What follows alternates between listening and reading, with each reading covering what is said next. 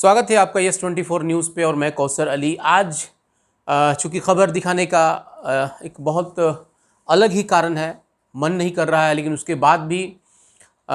ये हमारी ड्यूटी है, हमारा कर्तव्य है। आज सिवान के एक जानी मानी हस्ती और सिवान के विकास पुरुष कहे जाने वाले पूर्व सांसद डॉक्टर मोहम्मद शहाबुद्दीन साहब अब हमारे आपके बीच नहीं रहे। ये खबर चूँकि कल से जो है कि एक तरह से देखा जाए तो सोशल मीडिया पे वायरल हो रहा था, हालांकि ये बिल्कुल बेबुनियाद था। कल शाम में भी जिस तरीके से फेसबुक पे, व्हाट्सएप पे लोग तरह तरह की अफवाहें फैला रहे थे, तो ये बिल्कुल बेबुनियाद था, गैर जिम्मेदाराना जो है कि लोगों का एक रवैया था। सुबह में भी मैंने देखा कि किस तरीके से लोग जो है कि एकदम बिल्कुल र्यूमर फैला रहे थे, अफवाह फैला रहे थे। बड़ी से बड़ी मीडिया भी जो है कई एक मीडिया जिसमें कई क्षेत्रीय चैनल भी था, उन लोगों ने भी बताया कि शहाबुद्दीन जो है कि अब नहीं रहे, उनका निधन हो गया है। लेकिन जिस तरीके से यस 24 न्यूज़ इस पे बहुत बारीकी से अपनी नज़र रखी हुई थी, और मैं ख़ुद जो है कि दिल्ली और शहाबुद्दीन साहब के जितने करीबी लोग हैं, मैं उन लोगों से जो है कि टच में था, बात भी करता रहता था। और यही वजह थी कि मुझे लगा कि नहीं, कहीं ना कहीं कोई भी ऐसी खबर जो है कि बग़ैर पुष्टि के देना कहीं ना कहीं ये गैर जिम्मेदाराना है। हालांकि अफसोस की बात है कि शहाबुद्दीन साहब लगभग 12:55 पे जो एक ऑफिशियली अनाउंसमेंट है, ख़ास करके तिहाड़ प्रशासन की, उस वक्त अनाउंसमेंट हुआ कि शहाबुद्दीन साहब का निधन हो गया है। मुझे भी लगा कि नहीं, सब कुछ पता कर लेने के बाद ही अगर कोई ख़बर दी जाए तो कहीं ना कहीं एक अच्छा समाज में एक मैसेज आता है। हालांकि जिस तरीके से सुबह से लेकर के और लगभग 12 बजे तक एक सस्पेंस बरकरार रहा, कई लोगों ने कहा कि शहाबुद्दीन साहब नहीं रहे, कई लोग कह रहे थे कि नहीं, शहाबुद्दीन साहब की अभी इलाज चल रही है। मैंने भी जब उनके मैडम हैना साहब के ऊपर फ़ोन किया तो वो फ़ोन चूँकि नहीं उठा पाई, लेकिन उनकी लड़की ने फ़ोन उठाया और उन्होंने बताया कि अभी साहब का हालात जो है कि सही नहीं है, वेंटिलेटर पे हैं। लेकिन जो भी ख़बरें चल रही हैं वो बेबुनियाद और अफवाह हैं। लेकिन उसके बाद जब मैं हालांकि खबर चलाने के बाद जब मेरी बात हुई, मैंने देखा कि एक बड़ा टीवी चैनल जो कि एबीपी न्यूज़, जब उसने पुष्टि की और उसके बाद उसने बताया कि दानिश रिजवान जो कि हम के राष्ट्रीय प्रवक्ता हैं और हम वही पार्टी है जो बिहार में जो कि सत्ता में अभी उनके साथ है, तो उनके राष्ट्रीय प्रवक्ता जब एक तरह से वो इल्ज़ाम ये लगा रहे थे कि कहीं ना कहीं जेल प्रशासन जो है कि उनके इलाज में जो है कि ईमानदारी नहीं बरती है, जिस कारण उनकी जो है कि सही इलाज नहीं मिल पाया है। तो इस इल्ज़ाम के बाद जब हमने देखा कि एबीपी न्यूज़ ने जब इस तरह की बात कर रहा, तो मैं भी जो है कि दानिश रिजवान साहब के पास फ़ोन किया और उनसे जब मेरी बात हुई तो उन्होंने बताया कि जैसा कि बता रहे थे कि उनका देहांत जो है कि 9:55 में ही हो गई थी सुबह में। लेकिन चूँकि ये मामला हाई कोर्ट में था, उनके स्वास्थ्य को लेकर के मामला चूँकि हाई कोर्ट में था और हाई कोर्ट की निगरानी में ही जो है कि उनका इलाज चल रहा था, इसलिए जब तक जो है कि ऑफिशियली कोई अनाउंस नहीं होता तब तक ये पुष्टि करना जो है कि सही नहीं था। और जब मैंने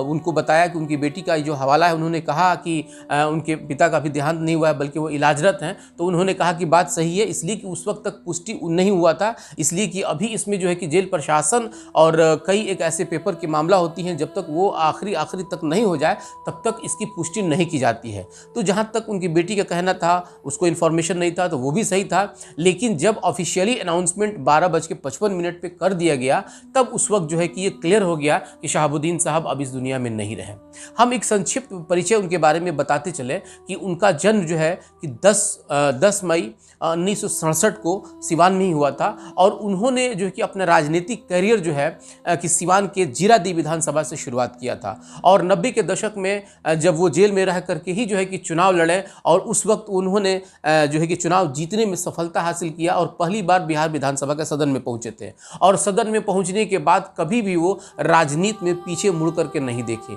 3 बार जो है कि सिवान के जैसे जिले का जो है कि प्रतिनिधित्व उन्होंने संसद भवन में किया और ज़बरदस्त तरीके से उन्होंने अपनी बातों को भी रखा। उनके बारे में कहा जाता है कि वो अपना जो संसद निधि था वो लगभग 97% जो है कि खर्च कर दिया करते थे। जब पूरे देश की लिस्ट आती थी तो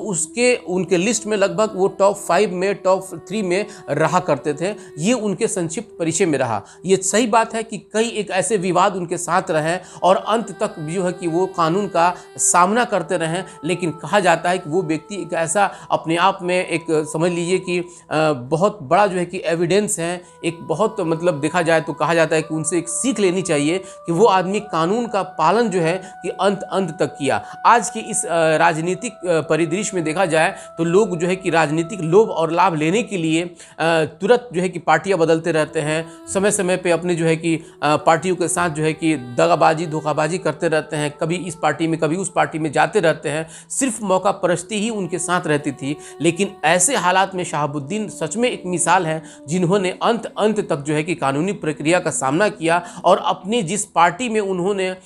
शुरुआत किया आज तक उसमें बने रहें। हालांकि चाहते तो वो कई बार पार्टियां बदल करके अपने आप को जो है कि कई जिस तरीके से आज कथित तौर पे जो है कि एक पैरवी पकड़ बना करके लोग निकल जा रहे हैं तो वो कर सकते थे, लेकिन उन्होंने जो है कि झुकना पसंद नहीं किया। हालांकि वो आदमी आज अंत तक जो है कि कानूनी प्रक्रिया का सामना करते हुए, सम्मान करते हुए देहवासन तो हो गए, लेकिन अपने पीछे जो है कि एक बहुत बड़ा सवाल छोड़ गए कि क्या हर एक राजनीतिज्ञ को उन्हीं की तरह उनके पद चिन्हों पर चल करके कम से कम इतना कर्मठ होना चाहिए, जो आज के हालात में तो बिल्कुल भी नज़र नहीं आ रहा है।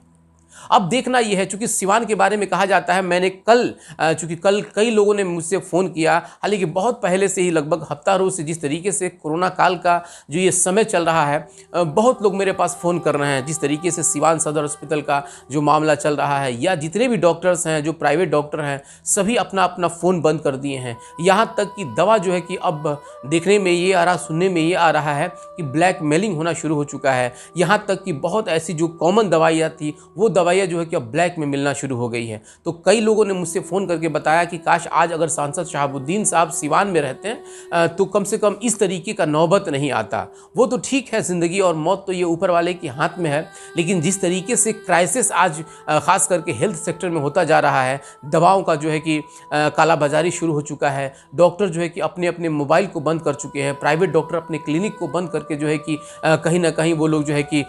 छुप गए हैं या रुक गए हैं या कहीं मतलब बिल्कुल किसी का फ़ोन नहीं उठा रहे हैं, तो कम से जो अंडरग्राउंड हो गए हैं, तो कम से कम ये हालात जो है कि अगर शहाबुद्दीन साहब रहते हैं तो शायद कि ये हालात नौबत नहीं आती। सिवान के लोगों को और कुछ नहीं तो कम से कम स्वास्थ्य सुविधाएं जो है कि वक्त पे मैसर हो जाती। ये बहुत बड़ा सवाल है, आज के जनप्रतिनिधि को भी इस बात को सीखना होगा। लेकिन एक बहुत ही अफसोस का विषय है और बहुत चिंता का भी विषय है कि जिस तरीके से हमारे जनप्रतिनिधि जो है कि चुनाव के समय में हिंदू मुस्लिम कर करके जीत तो जाते हैं, लेकिन उसके बाद 5 साल तक जो है कि जनता के बीच में नज़र नहीं आते हैं। कहीं गाहे बगाहे किसी के शादी में, किसी के बर्थडे में या किसी के खुशी में शरीक हो जाते हैं। लेकिन आज जो पेंडेमिक सिचुएशन आज पूरे दुनिया में, खास करके हिंदुस्तान में जो आया हुआ है, और सिवान भी उससे अछूता नहीं है, इस समय में हमारे जनप्रतिनिधि को जब हमारे बीच में रहना चाहिए तो वो लोग गायब हैं। लेकिन वो एक ऐसा सच्चा जनप्रतिनिधि जो आज जेल के सलाखों के पीछे अपने ज़िंदगी को ख़त्म कर चुका है, आज लोग उसको याद करके आंखें नम कर ले रहे हैं।